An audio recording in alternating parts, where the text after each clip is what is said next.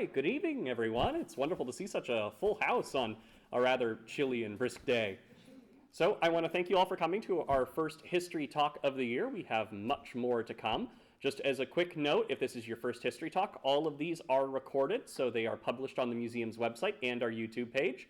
So if you have any friends or family members that you'd potentially like to share this with that aren't able to join us, make sure to do so. That'll be on our website, hopefully in a week or two.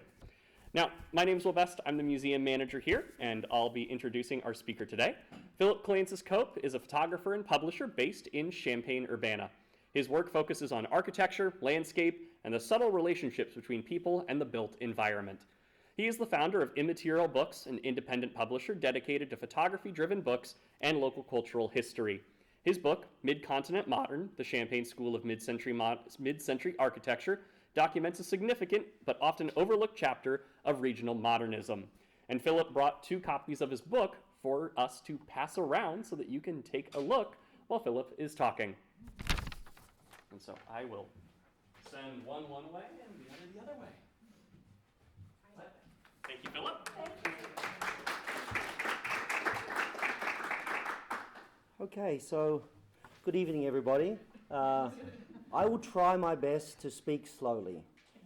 As an Australian, I don't know if I'm Australian anymore. I've been here 20 plus years, but we have a habit of speaking quickly. So if I do speak quickly, wave your hand and I will slow down.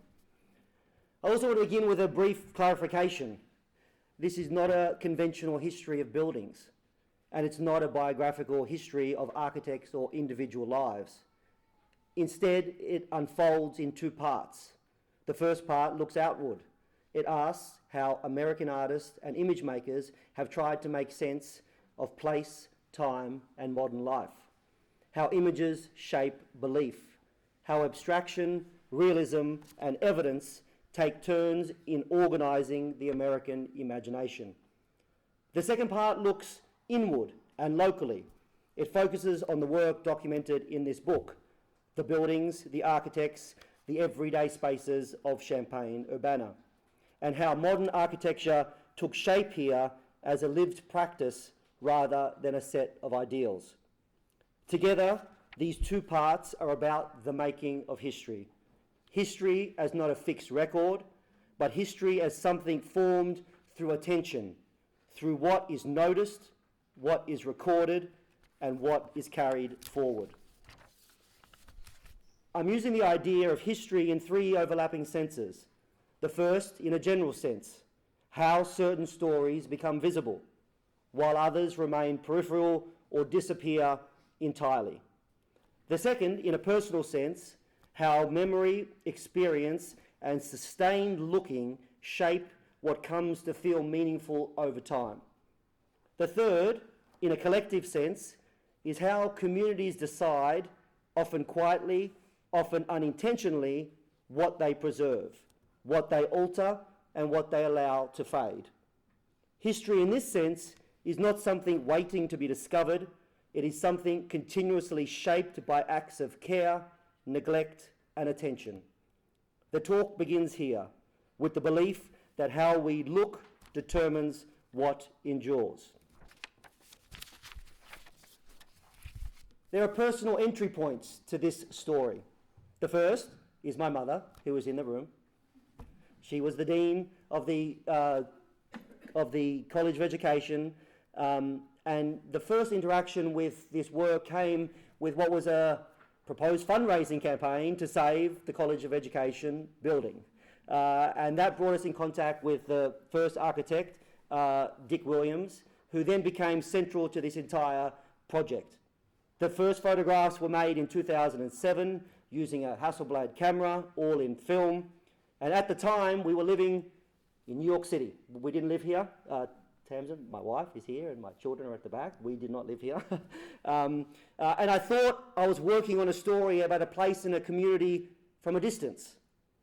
The other starting point is, while I was not here, I was doing my PhD, and I was preoccupied with another kind of boundary which is represented in that book on the right. The boundary between the immaterial and the material, between thought and form, between abstraction and the lived experience. Altogether, this informed a particular way of looking. I didn't begin with the idea of making a book. I was trying to make sense of place. I was investigative. Through a documentary mode, photography became a way of asking questions rather than making claims. What began as a way of understanding elsewhere gradually became a way of understanding here.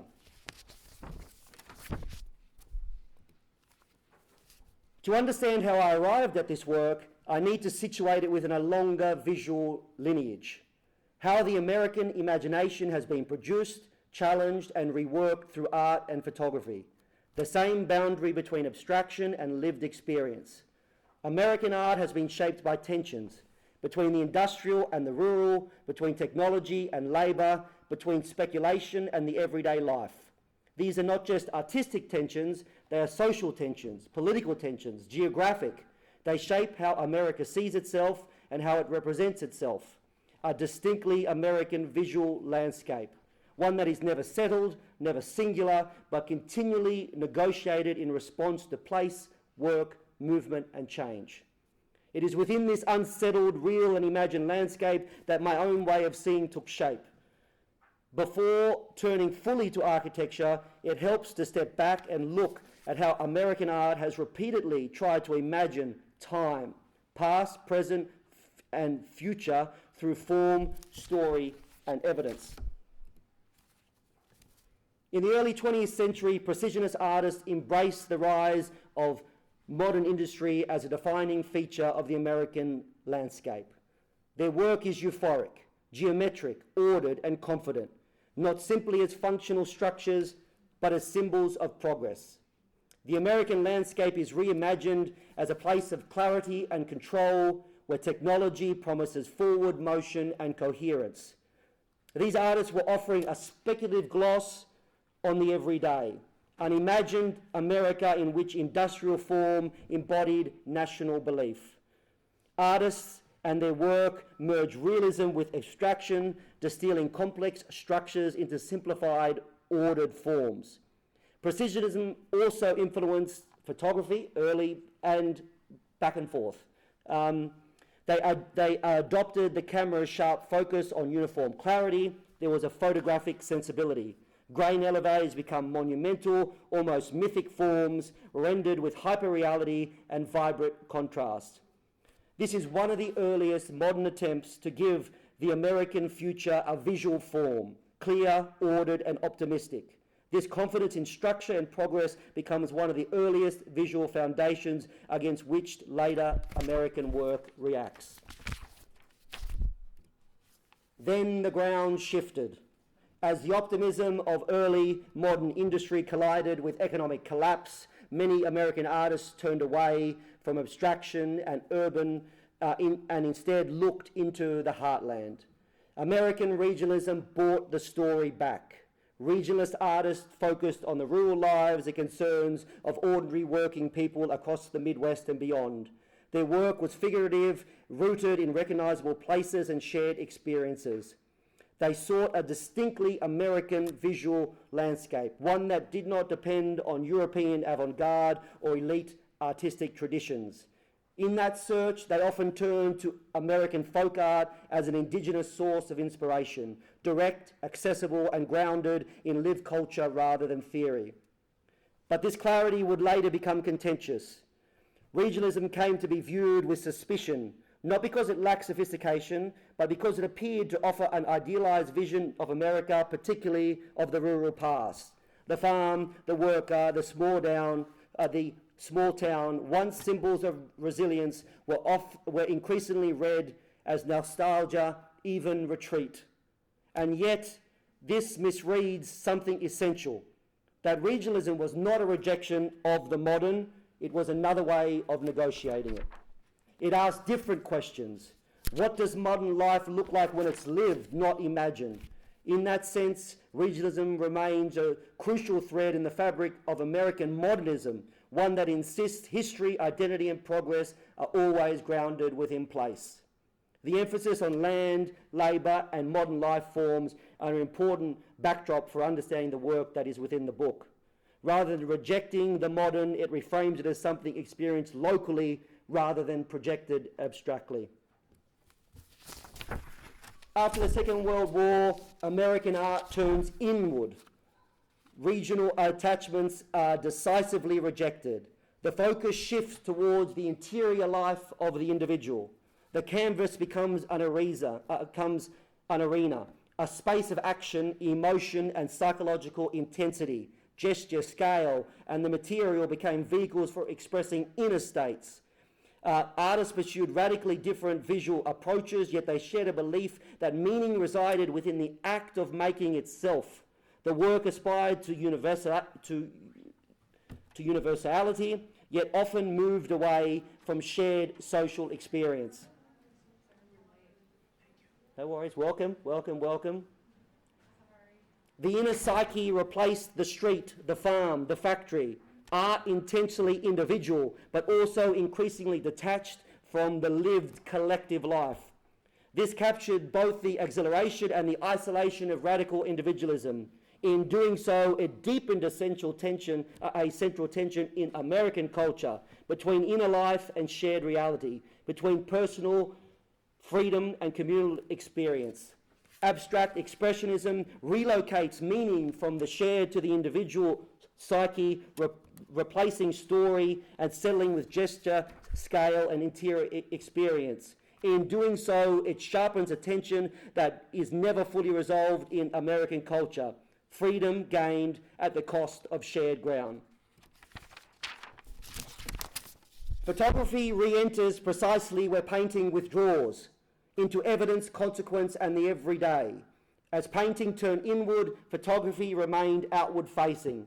During the Great Depression, the Farm Security Administration launched a large-scale documentary photography project to make visible the human consequences of economic collapse. The aim was clear: to expose the lived realities of rural America and built public support for New Deal programs. Photographers were sent across the country to document sharecroppers, migrant workers, and displaced families. They worked within an institutional framework, but were encouraged to observe closely, engage personally, and record more than statistics could show.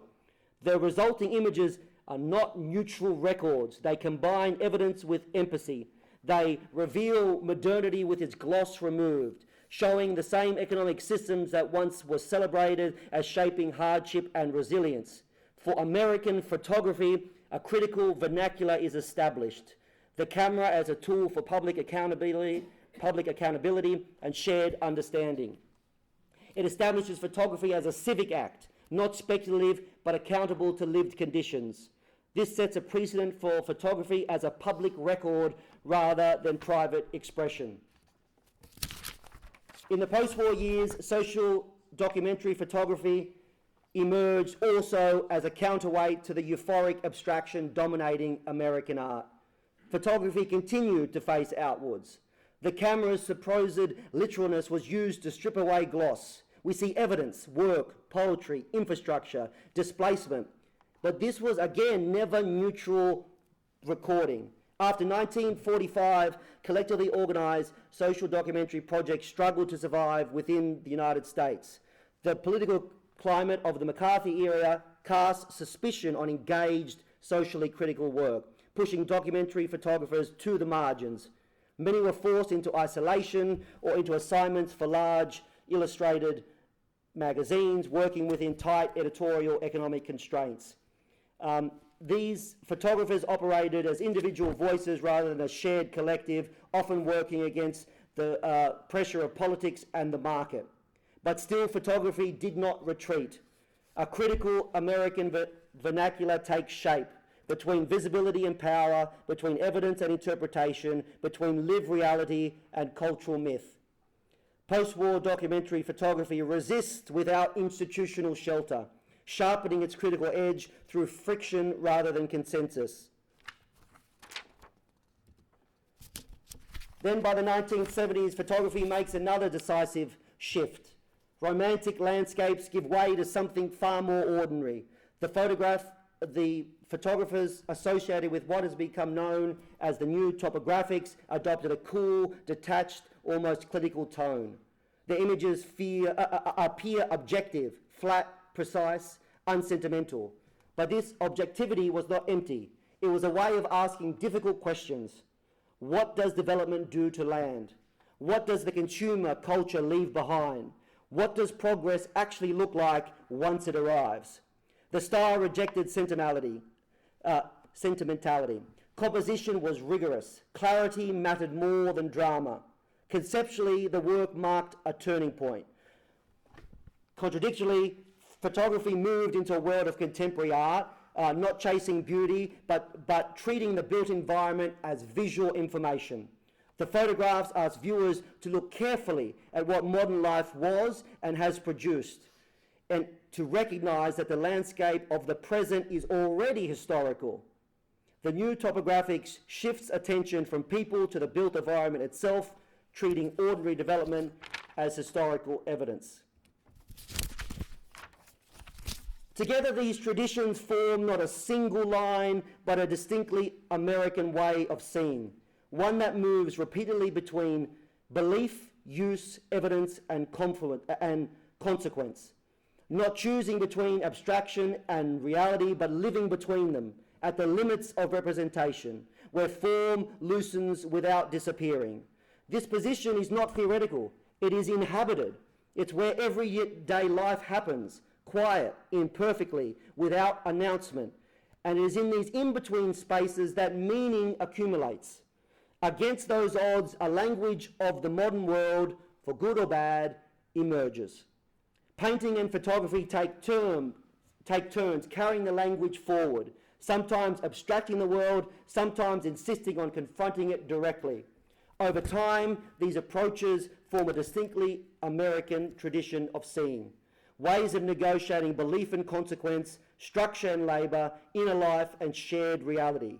This lineage is not just history alone, but its practice.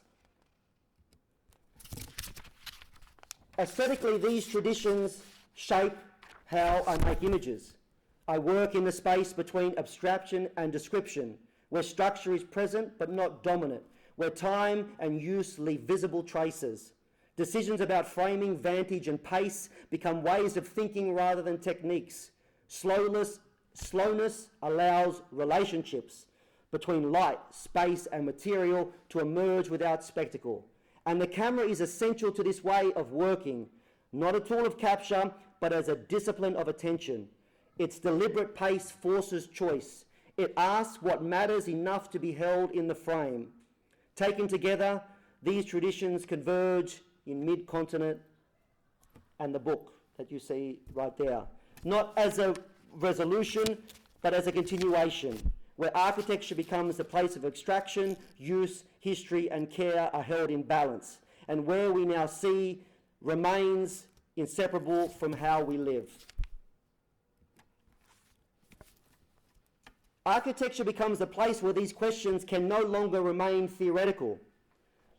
Modernist architecture, particularly in the American Midwest, inherits the same tensions we see in art. Optimism and restraint, ideal form and lived compromise, universal ideas meeting local realities. This is where modernism becomes humane or it fails. Architecture is where ideas are tested by use. But unlike a canvas or a photograph, a building cannot stop at abstraction. Someone must sleep there. Someone must cook there. Someone must grow old there. Buildings are never finished. They accumulate repairs. They absorb additions. They show wear. They carry memory.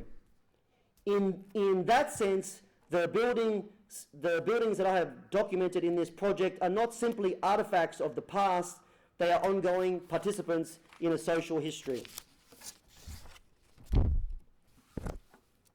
This is not just the history of architectural styles, but the history of use, of people that supported these buildings, of everyday lives shaped by these spaces over decades.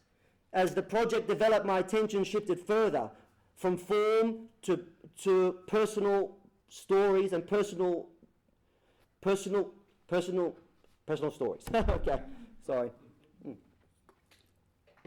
I wasn't trying to document architectural intent in isolation. I was trying to understand what happens after intent. Photography, when it resists spectacle and nostalgia, allows us to see these buildings not as frozen examples, but as living spaces embedded within community life. Once I understood this, the question was no longer why photograph these buildings. The question became, what does it mean for a community to recognize itself, its values, its history, its everyday existence through the architecture that it has inherited? As the project began to take shape, it became clear that a small group of architects, 3 in particular, kept returning to the centre of the work. Not because I set out to document them, they returned because their buildings continued to function, not just structurally, but culturally.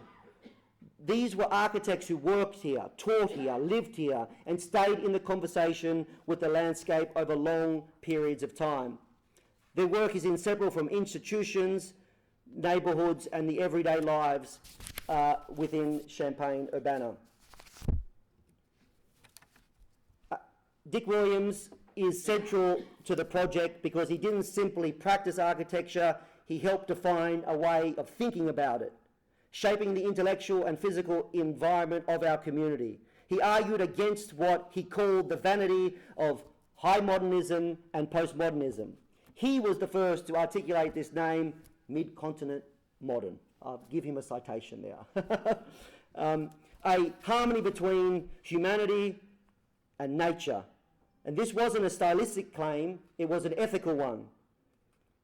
His buildings on campus and beyond are modern but never aggressive. They are grounded, pragmatic, they are attentive to site, climate and use. Equally important was his role as an educator.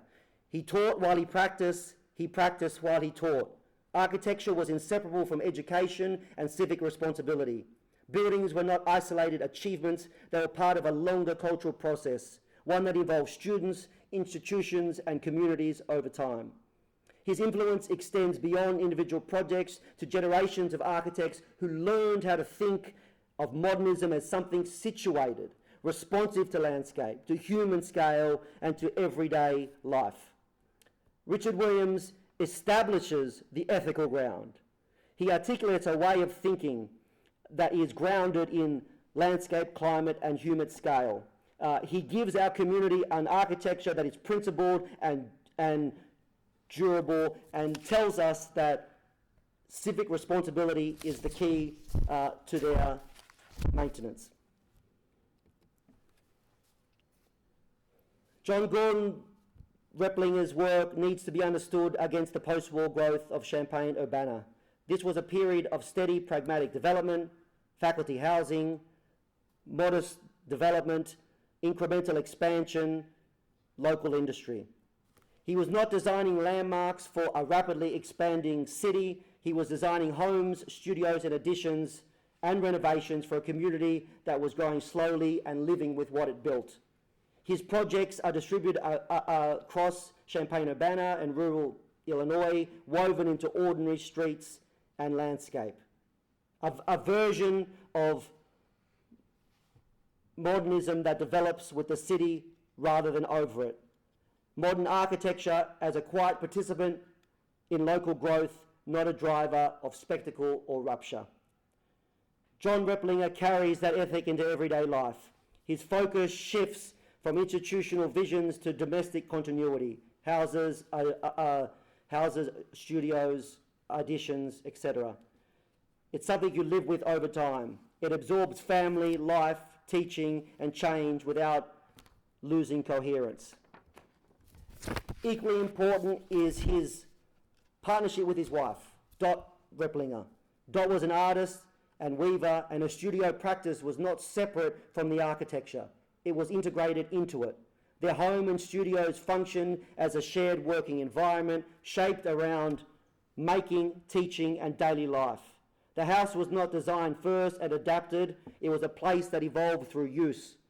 John and Dot exemplify this continuity. Art, architecture, family life, and teaching were not separate domains. They informed each other.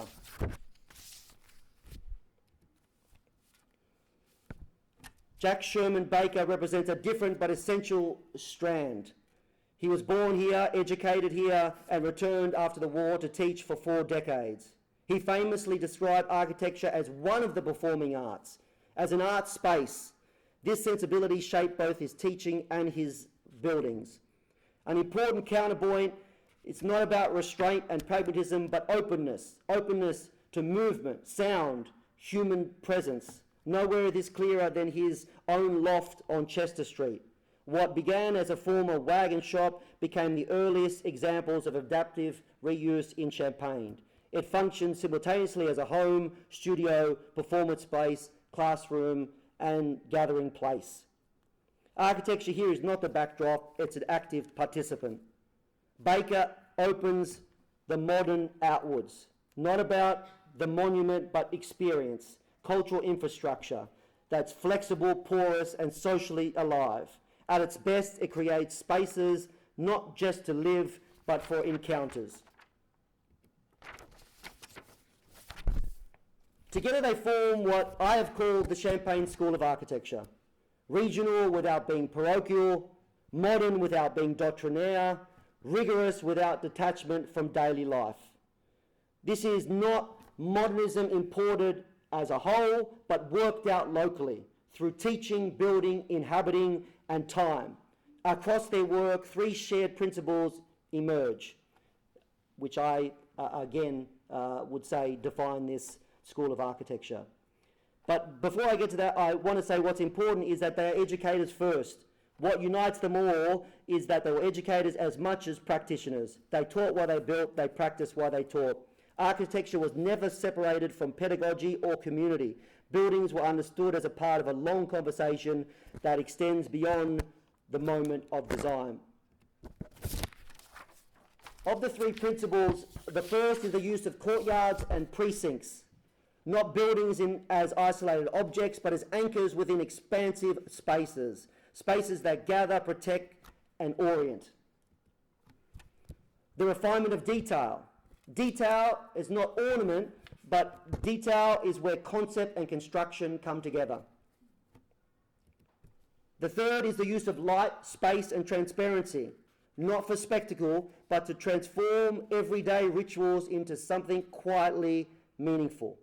Taken together, these principles challenge the idea as modernism as imported and detached. They show a distinctly Midwestern approach, pragmatic, restrained, and deeply committed to landscape, community, and use. These buildings matter today because they sit in a fragile time. They exist in a kind of historical blind spot. Photography, plans, and stories allow us to recognize these buildings as part of a local social history, not just as design objects, but as places where people have lived, worked, learned, and gathered for decades. Preservation here does not mean freezing buildings in time. It means understanding what matters before it's altered beyond recognition. It means recognizing patterns of care, use, and adaptation as historical evidence. It means treating modern architecture as part of a longer civic history, not as a disposable phase. It is because their work makes visible a way of practicing architecture, which I said before, which is regional without being parochial, modern without being doctrinaire, and not detached from everyday life. And this was the purpose of the book, was not to complete the book in a certain way, for it to be a step along a path.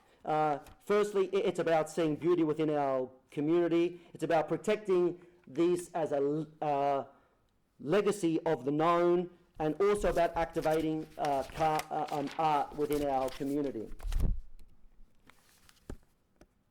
One of the most important outcomes of this project has been what's been happened around the work. This book wasn't meant to live on a shelf. It's been accompanied by launches. There was an exhibition at CAM. We've had walking tours, which has been hosted by the Champaign Historical Society, which has been fantastic. But again, these are performance and dance that are reactivating all of these spaces, not as historical artifacts, but as places where art and community come together. These events weren't about explaining the work, they're about opening it up, making space for conversation, presence and shared experience. And that matters to me because it keeps the work rooted here. This book also sits alongside some other publishing work that I do with actually Tim Hale. Tim is here. You want to put your hand up, Tim? Where we have been publishing a series of zines. We've had 2 exhibitions. And again, it's about the same kind of practice, about how we define attention. We slow down and look, and how we keep images as part of the civic conversation. Again, these are not about definitive objects, but it's about creating platforms where stories can be reread, reseen, and especially stories that sit outside the spotlight. So if there's a takeaway to all of this, the purpose of this work isn't to close a chapter, it's to engage with an American tradition of making sense of place, knowing that this is only one of many stories. It's also a belief that art doesn't sit above community. It's part of it. Not high art, but the ability to see value, care, and beauty in the everyday world that we already inhabit. That, to me, is the act of history. Not something finished, but something lived forward. Thank you for allowing me another opportunity to share this work and being a part of a community that gives it meaning. Thank you.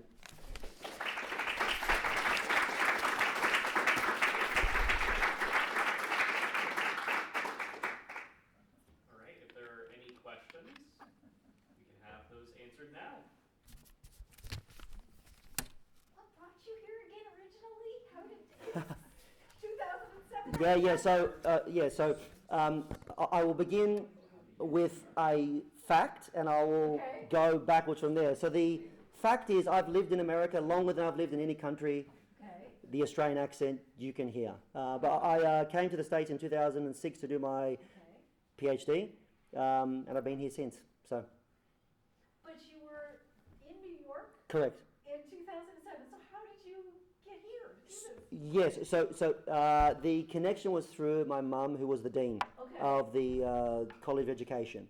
And so each week, or every period, I would come back, and she was telling the story of the work that they were doing with Dick.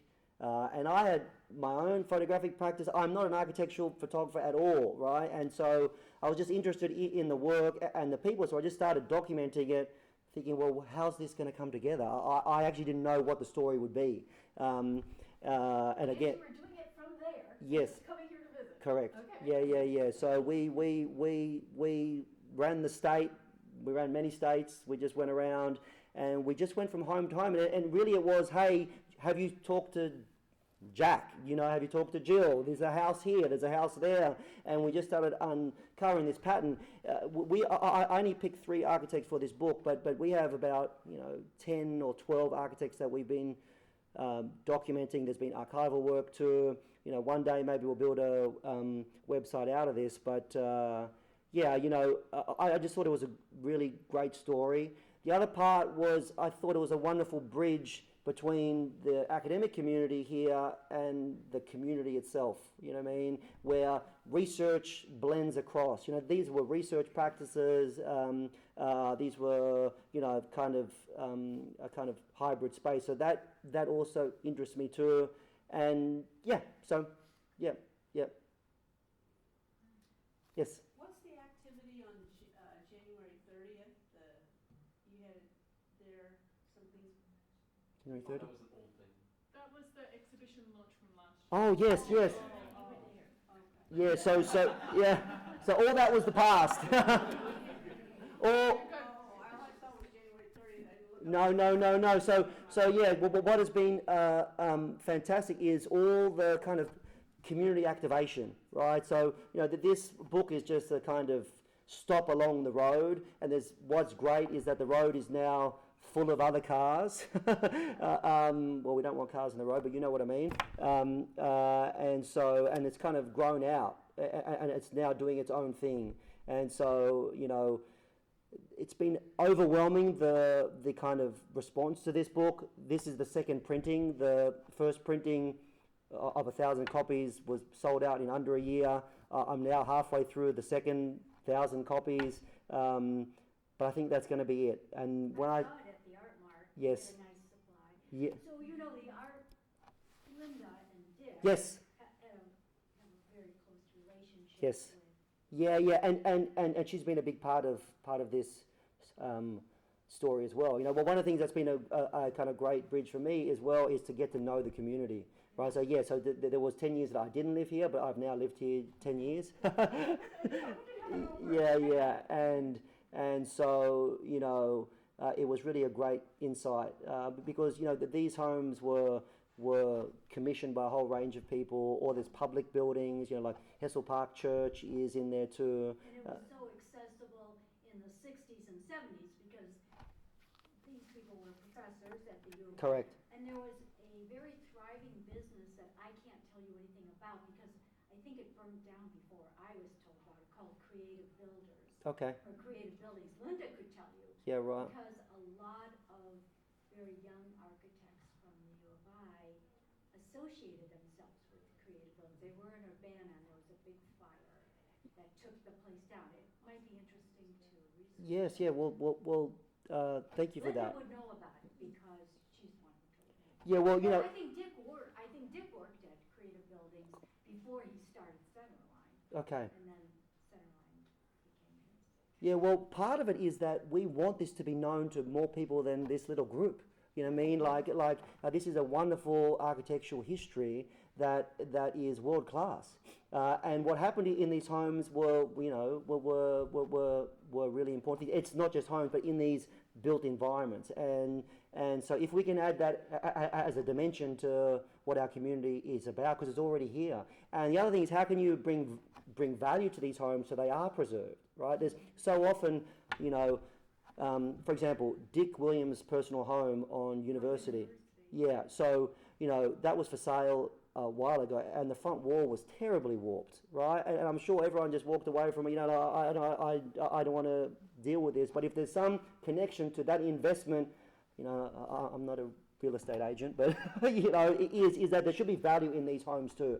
And so part of this story is to make sure that we can add to that dynamic, add to the fabric of community. And you know, that's a very important part of this to me. So why I do this is that I was someone coming into this town, I want to know about the town, and I wanted to give back in the ways that I could.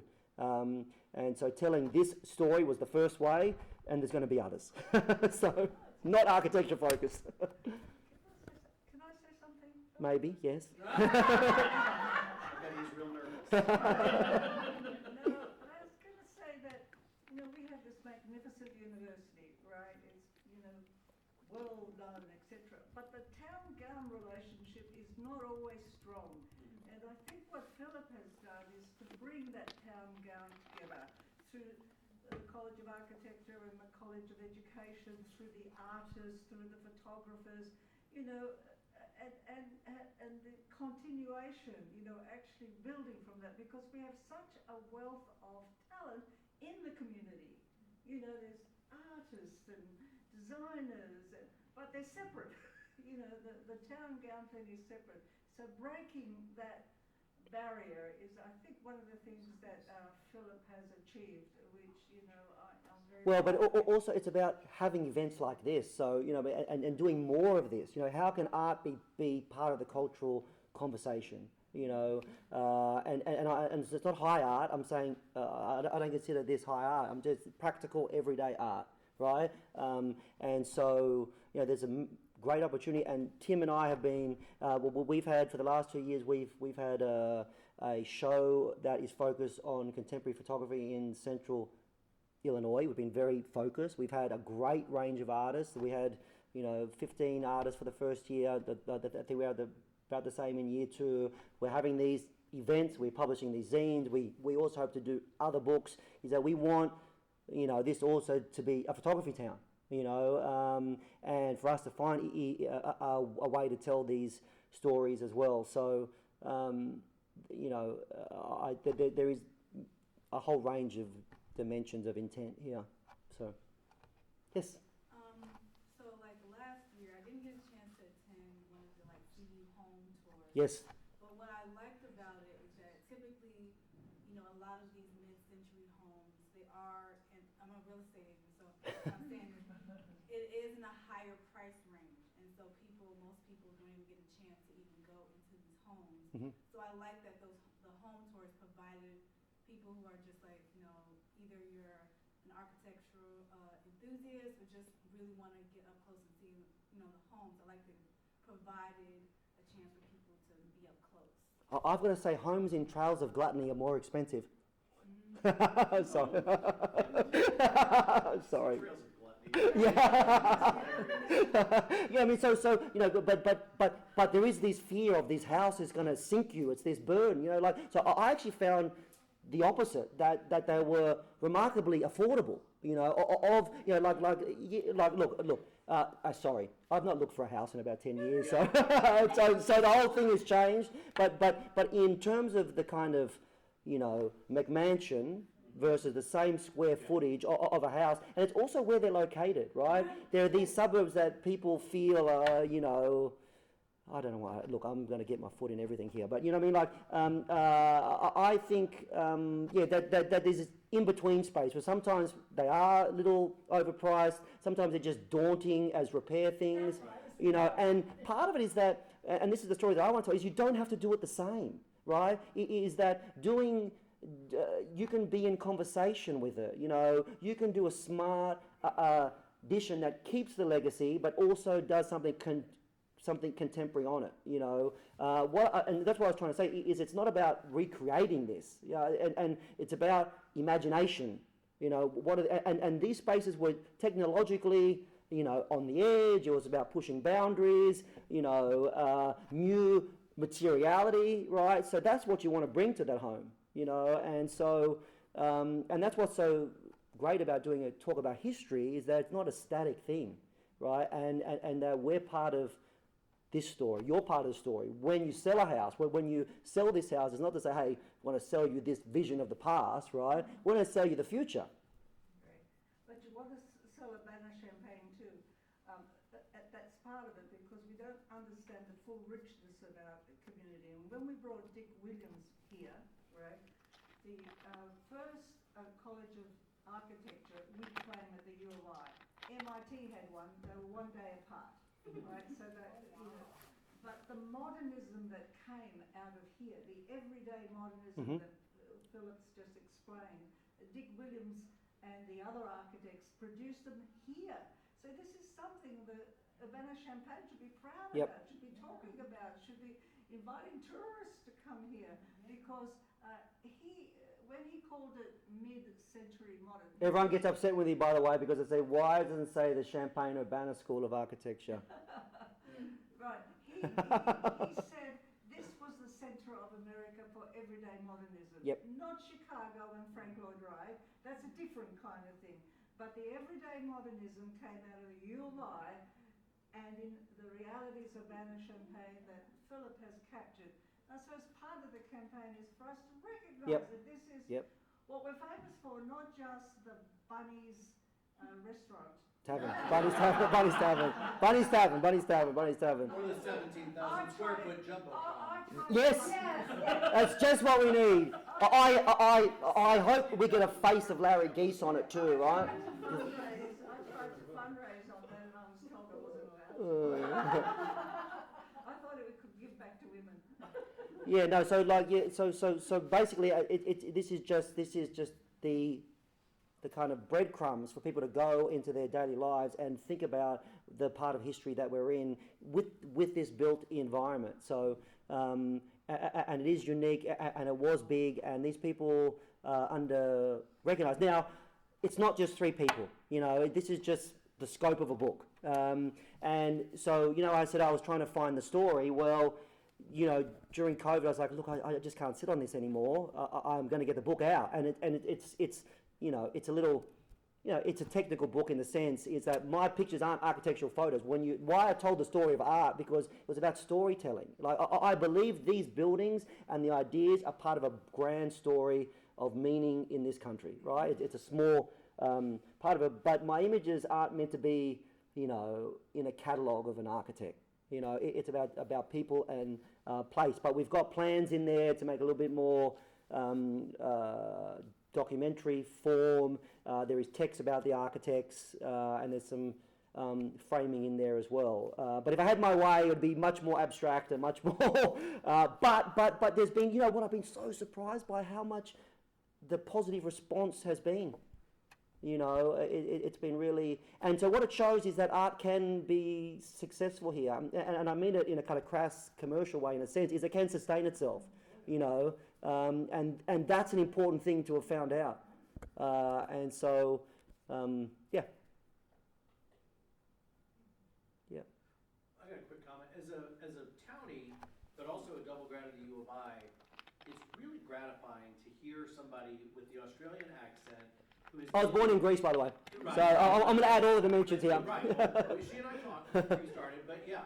But to have that multicultural background, to come here, and it's very gratifying to hear somebody that has that very worldly background that recognizes that this is a really special subset. And I find myself telling, because she and I work together, we both are in real estate, and I find myself telling faculty recruits, like, Midwestern sensibilities are a real thing. Mm-hmm. And the University of Illinois flagship campus, you know, I say Ivy League PhDs are a dime a dozen on home office walls all over this town.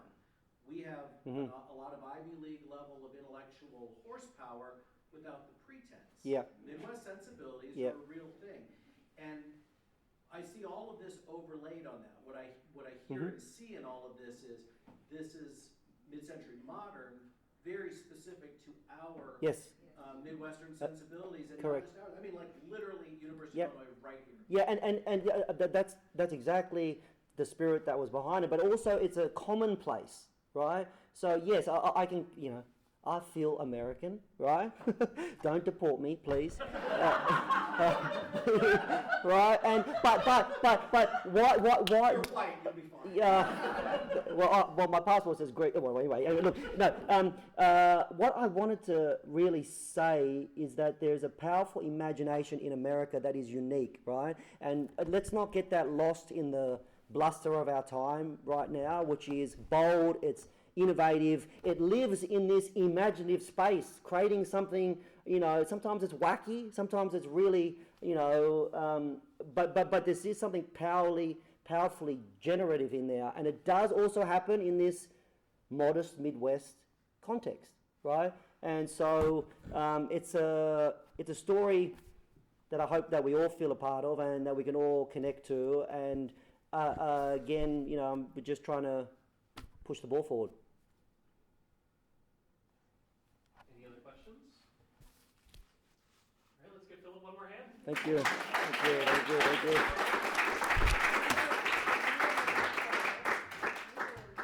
And I want to thank you all for coming tonight. If you enjoyed tonight's talk, like I said, it'll be digitized. We'll put it online on our YouTube page. Just keep an eye on our social media for when that occurs. Otherwise, I do hope to see all of you from the comfort of your own homes. Our next history talk on February 20th is going to be on the history of bicycling in the state of Illinois. And then a fun note, our history talk in March, on March 20th, is going to be on the history of the Greek confectionery in Tuscola that's still in operation. Bless's Candy Kitchen. Yes, But we'll wonderful. also do just a little bit about the history of our own Greek confectionery, Vriners. Yeah, beautiful.